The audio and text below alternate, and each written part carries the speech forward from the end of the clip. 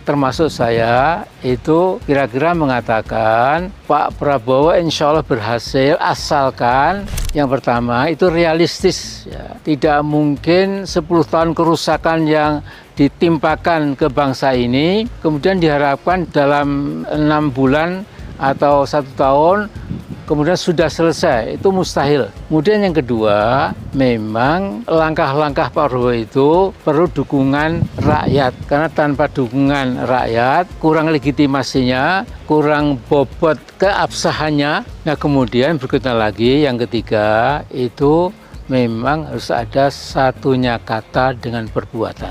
Nah kemudian juga saya kira, ya, yang namanya pemimpin itu harus berani jadi risk taker. Jadi risk-taking leader itu yang diharapkan dalam kondisi yang sekarang ini ya. Jadi Anda mewarisi sebuah Indonesia yang sudah hancur mentalitas dan moralitasnya ya.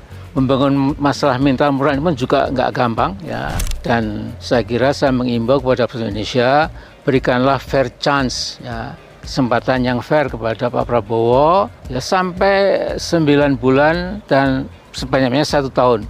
Kalau kemudian setelah 1 tahun ternyata memang tidak ada hasilnya, kemudian ternyata menjadi lagi-lagi kepanjangan tangan dari oligarki, kepanjangan dari mafia dan lain-lain, saya pun juga termasuk.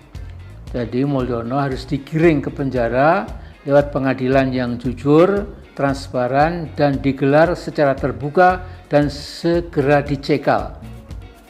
Mengapa? Kita khawatir dia akan lari ke daratan Tiongkok mencari perlindungan ke paman asuhnya di Tiongkok daratan. Nah, saya juga yakin ini pemerintah yang baru tidak boleh membiarkan si Mulyono bergentayangan di Indonesia karena akan terus menyebarkan racun atau bisa politiknya kemana-mana dan dapat mengganggu sedikit banyak stabilitas politik Indonesia di bawah presiden baru yaitu Pak Prabowo Subianto. Nah, tugas Presiden Prabowo nanti sungguh sangat berat ya, membangun kembali Indonesia yang sudah diacak-acak Mulyono selama 10 tahun. Ini bukan perkara mudah ya.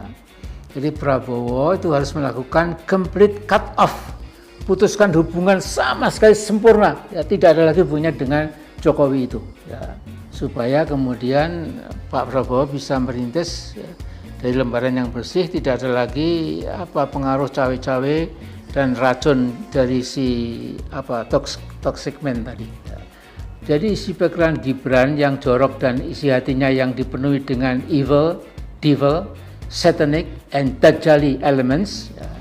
Jadi elemen-elemen ya kejahatan, devil, ya keburukan, ya satanik, ya bernuansa syaitoniyah, ya dan dajjali, ya. Itu sungguh menakutkan, betul-betul menakutkan buat masa depan Indonesia. Jadi Gibran harus dibuka proses hukum dan dikenakan hukuman yang setimpal, termasuk korupsi dan gratifikasi yang telah dia peroleh selama jadi wali kota Solo. Jadi ada mekanisme undang-undang dan aturan hukum untuk melenyapkan manusia bejat itu dari panggung politik nasional. Nah, karena wakil presiden hanya pembantu presiden sebagai ban serep, saya kira tanpa manusia muda yang toksik ini, yang bapaknya juga toksik tua, ya katakanlah, maka pemerintah yang baru nanti bisa berjalan, ya, justru lebih mantap. Kalau tidak ada lagi handicap yang namanya Gibran ini. Ya.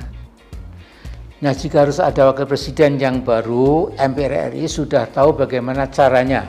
Tinggal lihat Undang-Undang Dasar dan aturan main yang cukup jelas untuk melengsarkan si tengil Gibran bin Mulyono itu, dan ini very easy job ya, sangat mudah, tidak sulit sama sekali ya.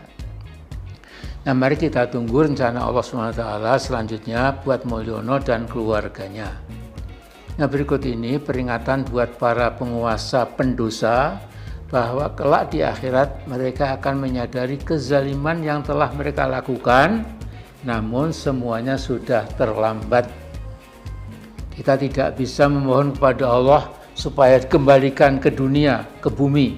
Ini mustahil, karena bumi sudah digulung sirna bersama matahari pada hari kiamat itu.